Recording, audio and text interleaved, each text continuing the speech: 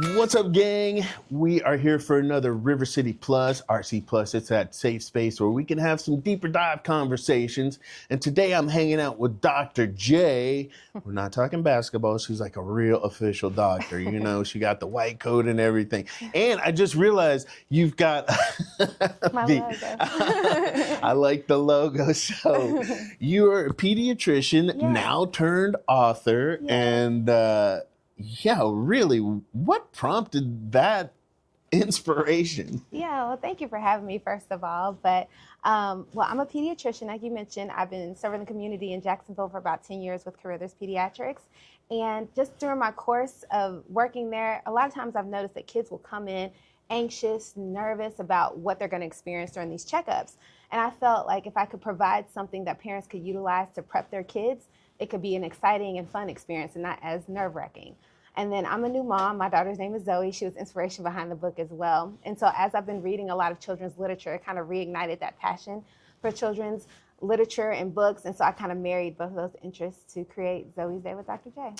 So one of my first memories of doctors, and I'm like, it's like weird that I remember this, and I'm sure my mom's told me the story too, but I actually remember this. Went in for a booster shot, probably like 5, 6 years old, and Rance went running out of the room naked.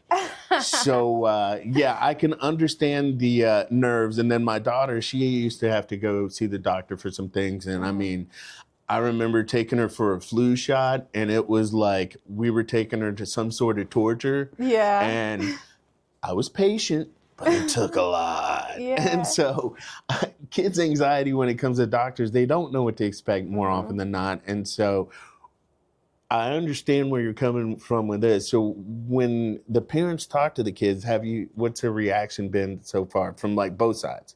Yeah, so as far as the book, it's been really interesting how parents have been able to utilize some of the resources within the book. They're kind of subtle, but to your point, Zoe gets a shot at the end of the visit, but she's not nervous, she's not anxious because her parents have prepped her. And so she just takes a deep breath. And so I encourage parents to utilize the book to practice different techniques like deep breathing or bringing a buddy like a Zoe doll or Zoe plushie doll to kind of refocus that energy. Oftentimes parents don't know what to expect either when they're going to the visit. So I encourage families, when you're making those appointments, just ask, hey, are there any labs or what kind of testing is going to be done? So you know how to prep your children, because sometimes the parents come in and they're surprised as well. Oh, so, for sure. And what's interesting is we're like, oh, she's got a book, she's an author, but you actually created an activity book with it as well. Yes. Why did you do that?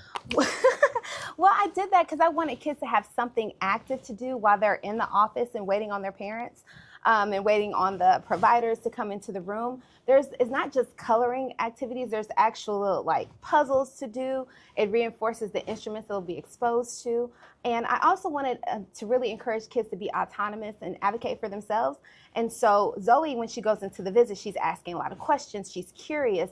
And there's a section in the book where it says 3 questions for my doctor, because I want kids to think about what questions do I have about my body or concerns that I have to make them involved in the conversation too. So this kind of really just builds on the book itself. That's genius.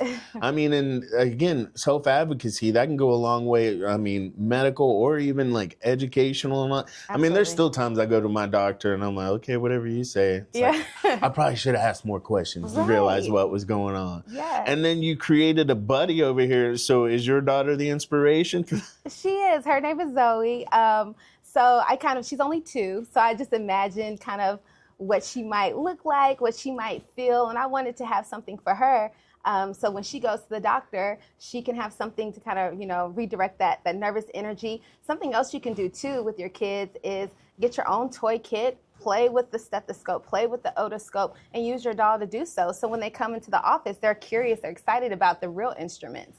And again, it just kind of lessens the anxiety and nervousness around the entire visit. You know, when she gets to a certain age, she's like, Ma, that doesn't look like me. We're going to have to redo all the art. Right. Or she'll hit you up when she's a teenager. Do I get any royalties from this? Right. I know how these kids are. I got a daughter. I know how y'all work. So for you, what was the benefit for you? Honestly, it just kind of ignited a passion that I kind of had let dwindle. As a child myself, I used to write poems and I used to write stories, and that's always been a passion of mine. And this kind of let me investigate that and just work through that. It's just been exciting bringing literature into our office. My office has Reach Out and Read, in which we give out a book at each well child checkup from birth to 5 years of age. Oh, nice. And so this kind of all just kind of helped influence my passion for literacy and just kind of married all those areas of interest of mine.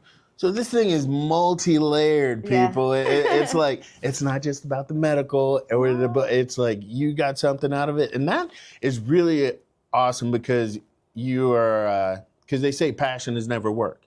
So you're like, okay, I've reignited that passion and it's something I'm going to follow through on. And so we've got one. I mean, is there a series in the works? You know, there could be. I'm open to different things. I'm really focused on this now, but I could definitely see Zoe having lots of adventures. So I'm open to that.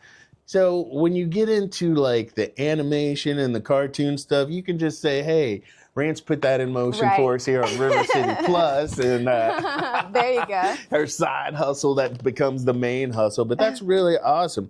Where can people connect with you? So I'm very active on Instagram. You can check me out at Learn and Play with Dr. J on Instagram. Message me there.